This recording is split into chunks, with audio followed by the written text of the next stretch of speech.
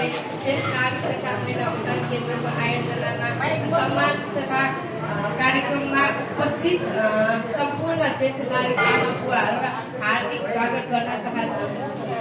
आजको हार्दिक स्वागत गर्न चाहन्छु।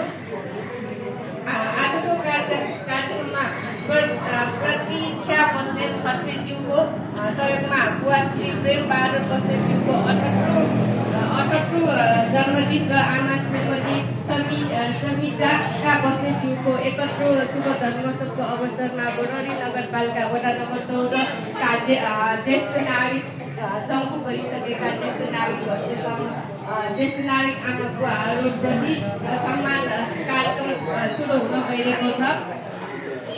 श्री प्रेम बहादुर बस्नेतज्यू र आमा समृद्धिका बस्नेतज्यूहरूलाई जन्मदिनको उपलक्ष्यमा शुभ शान्ति र सुशक्ति दीर्घायु प्रगतिको हार्दिक मङ्गलमय शुभकामना व्यक्त गर्न चाहन्छु। आजको कार्यक्रममा उपस्थित हुनुभएका सम्पूर्ण ज्येष्ठ नागरिक आमा बुवाहरूप्रति हार्दिक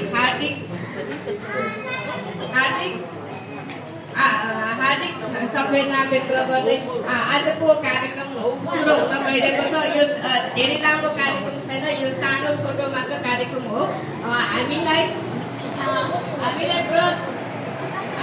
प्रेम बहादुर बस्नेतज्यू र आमा श्रीमती समिता बस्नेतज्यूबाट चाहिँ हाम्रै देश नागरिक आमा बुवाहरूको लागि भोजनको व्यवस्थाको लागि केही आर्थिक सहयोग गर्नुभएको कारणले गर्दाखेरि आज हामी तपाईँहरूलाई उहाँहरूको जन्मदिनको उपलक्ष्यमा उहाँहरूलाई शुभकामना व्यक्त गर्ने हामी एकछिन कार्यक्रम गरेर हामी सिधै भोजनमै खानामै हामी उतापट्टि नै लाग्नेछौँ र यस आजको कार्यक्रम भोजन तथा सम्मान कार्यक्रमको लागि सहयोग गर्नुहुने बुवा प्रेम बहादुर बस्नेतज्यू र श्रीमती समिता बस्नेतज्यूलाई धन्यवाद व्यक्त गर्न प्रतीक्षा बस्नेतज्यूलाई धन्यवाद व्यक्त गर्न चाहन्छु र हामीले चाहिँ उहाँलाई चाहिँ हामीले सिधा चाहिँ चिन्जान भएको छैन। हाम्रो ज्येष्ठ नागरिक तथा महिला उत्थान केन्द्र उपसमितिका संयोजक श्री रजनी बस्नेतज्यूबाट हामीले चिन्जान भएको थियो र हामीले